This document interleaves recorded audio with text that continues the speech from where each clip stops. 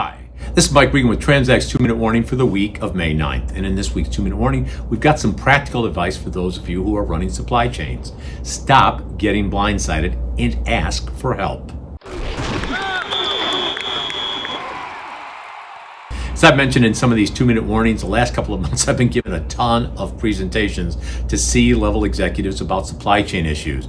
It comes from a presentation called You Get the Supply Chain You're Willing to Live With. Be happy to send you copies of the slides, but here's why I'm sharing this with you. As part of that presentation, I asked C-level executives whether they agree with this statement.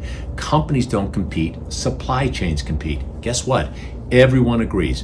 My supply chain capabilities are critically important as a competitive differentiator. Then I asked these C-level executives to rank their supply chain capabilities on a scale of 1 to 5. 5 being world-class, we think strategically, holistically, we're proactive. 1 being world-class. I've been to some African countries that have better supply chains than these companies that are at a 1. They're tactical, they're siloed, and they're reactive.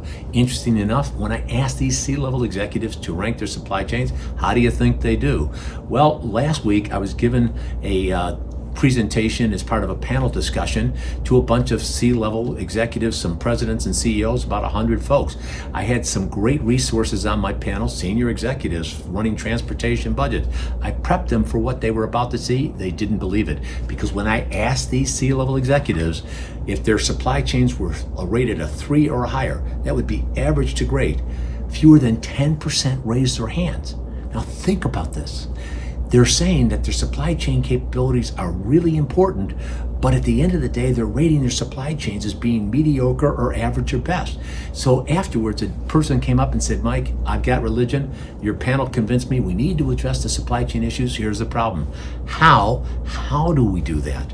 And I mentioned to him, you pick up the phone, you send me an email, and you talk to Transact. If not Transact, there are others out there. Because what you'll find out is in order to have a great supply chain, you need to be informed so that you don't get blindsided. For example, next week we're having the Road Check America program. Not enough time to get into it, but basically you'll see 10 to 15, 20% of the trucks sitting out because they don't want to subject themselves to enhanced inspections that come along with this Road Check America program. But beyond things like getting information, there are processes you can use to basically move your company's supply chain capabilities up the spectrum. If you're a 2.5, get to a 3, 3.5, 3.5 to 4. These processes can help you reduce your cost by addressing critical things that you're doing that cause you to spend more on freight and also create the risk of supply chain disruptions. So if you want to get better, if you want to avoid being blindsided, send me an email or give us a call, because with each and every 2-minute warning, we're here to remind you we are on your team. We're here to help, and we're passionate about seeing you be successful. Thanks for your time.